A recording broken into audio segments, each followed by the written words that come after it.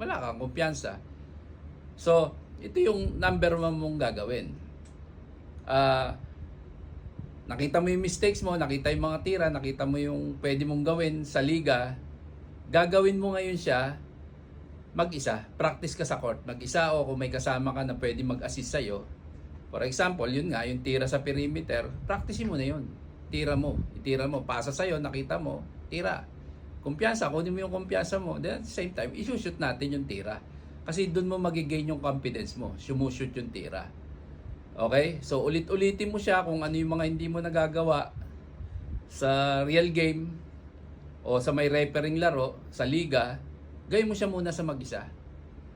Kunin mo yung kumpiyansa mo, ishoot mo yung mga tira mo. Then, nakita mo na, sumushoot na, nagkakumpiyansa na yung tira mo. Okay? Gawin mo na siya ngayon sa mga pick-up games. Mga lima-limahan.